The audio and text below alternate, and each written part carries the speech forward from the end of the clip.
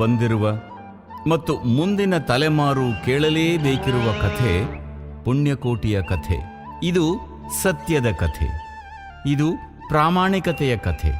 ಪುಣ್ಯಕೋಟಿ ಕಥೆಯಲ್ಲಿ ಬರುವ ಸೌಮ್ಯ ಸ್ವಭಾವದ ಸಾತ್ವಿಕ ಗೋವು ಪುಣ್ಯಕೋಟಿ ಖೂಳ ವ್ಯಾಘ್ರನ ಆಕ್ರಮಣಕ್ಕೆ ತುತ್ತಾಗಿ ತನ್ನ ತಾಳ್ಮೆ, ಸಹನೆ ಮತ್ತು ಸತ್ಯನಿಷ್ಠೆಯಿಂದ ದುರುಳ ವ್ಯಾಘ್ರನ ಮನಸ್ಸನ್ನು ಪರಿವರ್ತಿಸುವ ಕಥೆ ಈ ಪುಣ್ಯಕೋಟಿಯ ಕಥೆ.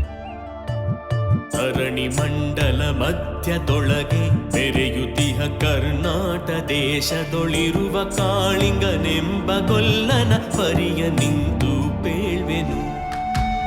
ಕೊಂದು ತಿನ್ನುವೆನೆಂಬ ಹುಲಿಗೆ ಚಂದದಿಂದ ಭಾಷೆ ಇತ್ತು, ಕಂದ ನಿನ್ನನು ನೋಡಿ ಹೋಗುವೆನೆಂದು ಬಂದೆನು ತೊಟ್ಟಿಗೆ.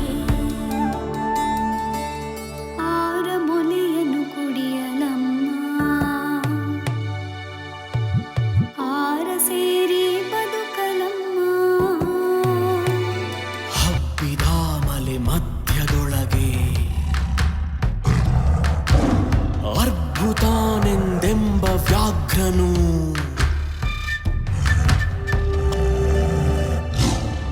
ಮೇಲೆ ಬಿದ್ದು ನಿನ್ನ ನೀಗಲೆ ಬೀಳ ಹೊಯ್ವೆನು, ನಿನ್ನ ಹೊಟ್ಟೆಯ ಸೀಳಿ ಬಿಡುವೆನು ಎನ್ನುತ್ತ ಕೋಪದಿ ಕೂಳ ವ್ಯಾಘ್ರನು ಕೂಗಲು.